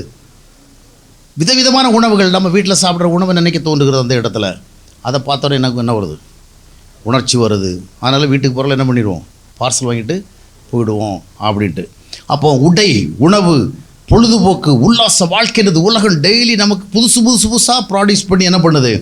அது நமக்கு அனுப்பி கொண்டிருக்கணும். அந்த உணர்ச்சிகள் நம்மை மேலாண்மை செய்து ஆவிக்கிற உணர்வுகளை அழித்து விடுகிறது. இறுதியில் ஒரு நிமிடத்தில் ஒரு விஷயத்தை பார்த்து முடிப்போம். இப்போ என்னென்ன பார்த்தோம்? அறிவு இருக்கிறது, உணர்ச்சி தான் முக்கியம். அந்த உணர்ச்சி ஏன் இல்லைன்னு பார்த்தோம். சரி, இந்த உணர்ச்சியை பெறுவதற்கு என்ன செய்வது? First of all, we have to confirm that whether we have got the born again experience or not. மறுபிறப்பின் திட்டவட்டமான அனுபவம் இருந்தால் ஒழிய ஒருபோதும் ஆவிக்குரிய உணர்வு இருக்கவே இருக்காது. எவ்வளோதான் ஃபயர் பிராண்டடாக நீங்கள் பிரசங்க கேட்டாலும் very shortly it will disappear, போயிடும். மறுபிறப்பு உங்கள் வாழ்க்கையில் இருக்கிறதா? நீங்கள் ஒரு புதிய பிறப்பாக பிறந்தீங்க, நீங்கள் ஒரு புதிய வாழ்விற்காக வந்தீங்க, நீங்கள் பழைய ஆள் கிடையாது. அந்த விதமான உணர்வு உங்களுக்கு ஒவ்வொரு முறையும் உங்களுக்குள்ளே பேசி கொண்டிருக்கிறதா? இரண்டாவது, யூனிட் ஸ்பிரிச்சுவல் விஷன். ஏதோ நம்ம காலை எழுந்தோட ஒரு ஜெபம் பண்ணணும், ஒரு பைபிளை படிக்கணும், மற்றபடி ஏதாவது யூடியூப்பில் டிவியில் பார்க்கணும், இல்லை சண்டே வந்து சர்ச்சுக்கு போகணும், ஒரு காணிக்கை கொடுக்கணும், ஒரு ஊழியம் பண்ணணும். இந்த மாதிரி ஒரு நியாயபரமான ரீதியாக நிறைய காரில் பார்த்து கொண்டு இருப்பதில் we need a விஷன். இந்த உலகம் எப்படிப்பட்டதாக இருந்தாலும் சரி, இந்த உலகம் எவ்வளோ ஆக்வர்டாக இருந்தாலும் சரி, எவ்வளோ எதிர்மறையாக இருந்தாலும் சரி, I want to be Holi. நான் ஆண்டவருக்காக இப்படித்தான் வாழ வேண்டும். அதில் தான் ஐ ஃபைண்ட் மை ஜாய். இந்த விஷன் இருக்கும் பொழுது உணர்வும் வேலை செய்யும். அல்லேலூயா. தரிசனம் இல்லைன்னா ஒன்றுமே நடக்காது. எல்லாவற்றுக்கும் we need the determination, the vision. அது நமக்கு வேணும். பரிசுத்த தரிசனத்தோடு வாழ்வு. ஒவ்வொரு நாளும் இன்றைக்கு என்னுடைய வாழ்வு இப்படித்தான் இருக்க வேண்டும். இன்றைக்கு நான் தூங்க செல்லுகிற பொழுது என்னுடைய வாழ்வை நினைத்து துக்கத்தோடு படுக்க போகக்கூடாது. ஏன்னா என்னுடைய மனசாட்சி சொல்லும், நீ இந்த நாளை எப்படி வாழ்ந்துட்டு வந்து தூங்குற அப்படின்ட்டு. தூங்கி எழும்புகிற பொழுது என்னுடைய மனசாட்சி சொல்லும், நீ எப்படிப்பட்டவராக இருந்து கூட தூங்கி எழும்புகிறாய். அந்த இடத்துல we need the right conscience. அப்போ அந்த உணர்வு எப்போ? when we have the Holy Spirit, that will work. ஒரு பரிசுத்த தரிசனம். வெறும் பரிசுத்தம் வாழணும்னு சொல்லலை, ஆண்டவருக்காக இப்படித்தான் வாழ வேண்டும். அப்படி வாழ்வதில் குறைபடுகிற நேரத்திலலாம் we have to feel sorry, we have to repent. நான் இப்படி வாழ முடிய போதே, அது நடக்கும். வாழ்க்கையில் வந்து நம்ம 100% பர்ஃபெக்ட் இல்லை. ஆனால் நம்ம குறைபடுகிற பகுதிகளுக்கு என்ன பண்ணுறோம்? நான் இப்படி வாழ தவறி விட்டேனே, இதில் குறைந்து இருக்கிறேனே, இதை சரி பண்ணுவேன். மூன்றாவது, always we have to maintain the relationship of God. நீங்கள் பைபிள் படித்து முடித்தோன்னு திருப்தி அடைஞ்சிடக்கூடாது, ஜெபம் பண்ணி முடிச்ச திருப்தி அடைஞ்சிடக்கூடாது. நீங்கள் இங்கே திருப்தி அடையும் தெரியுமா? Yes, I have enjoyed my God's fellowship. நான் தேவ உறவை கண்டு விட்டேன், தேவ சமாதானம் எனக்குள்ளே வந்து விட்டது, தேவ வார்த்தை எனக்குள்ளே வந்து விட்டது, தேவ ஐக்கியம் எனக்குள் வந்து விட்டது, தேவ தரிசனம் எனக்குள்ளே வேலை செய்யுது. So now I can say that I am with my God, I am enjoying the relationship of God. இது வந்து நான் உங்களுக்கு உணர்வு வேலை செய்யுங்க. உறவு தான் உணர்வை கொடுக்கிறது. உறவை தவிர வேறு எதுவும் உணர்வை ரொம்ப நேரம் தக்க வைக்காது. இறுதியாக செல்ஃப் எக்ஸாமினேஷன். அப்பப்போ செக் பண்ணிக்கணும். வாகனம் ஓட்டுறவள்ள ஃபியூல் டேங்கை பார்க்குறீங்கல்ல, எவ்வளோ ஃபியூல் இருக்குது. அப்புறம் ஏர் செக் பண்ணி பார்க்குறீங்க, நம்ம எவ்வளோ காற்று இருக்குது அப்படின்னு, ஏர் எவ்வளோ இருக்குன்னு பார்க்குறோம். இல்லைன்னா ஆன் த வேலை வி வில் பி ட்ரபிள்டு. அப்போது செல்ஃப் எக்ஸாமினேஷன். அவ்வப்பொழுது நம்முடைய வாழ்க்கையை நம்ம உட்காந்து என்ன செய்யணும்? யோசிக்கணும். அது சும்மா அந்த சண்டேயில் மட்டும் வந்து பாவாரிக்கை செய்கிறதில்ல. நம்ம எங்கே இருந்தாலும் அதை செய்யணும். பஸ்ஸில் போனாலும் செய்யணும், ட்ரெயினில் போனாலும் செய்யணும், ஃப்ளைட்டில் போனாலும் செய்யணும், வீட்டில் இருந்தாலும் செய்யணும், ஒர்க்கில் இருந்தாலும் செய்யணும். அவ்வப்பொழுது நான் எப்படி இருக்கிறேன், எப்படி இருந்தேன், எப்படி இருக்கணும், இந்த விதமாக போகும்பொழுது நிச்சயமாக உணர்வு வேலை செய்யும். அல்லேலூயா. நாம் உணர்வற்ற மக்களாக இருக்க மாட்டோம். உணர்வுகள் குறைந்தாலும் நாம் அதை பண்ணிக்குவோம். ஏன்னா constantly we are able to enjoy God's relationship. நம்ம தொடர்ந்து கர்த்தருடைய உறவை அனுபவிக்கப்படுகிறது. எனவே உணர்வுள்ளவர்களாக வாழ்வோம். அறிவுள்ளவர்களாக வாழ்வதில் அல்ல, உணர்வுள்ளவர்களாக வாழ்வதில் மகிழ்வோம். கர்த்தர் தாமே நம் ஒவ்வொருவருக்கும் நல்ல உணர்வுகளை தந்து தொடர்ந்து அவருக்கேற்ற வாழ்க்கையில் வெற்றி பெற உதவி செய்வாராக.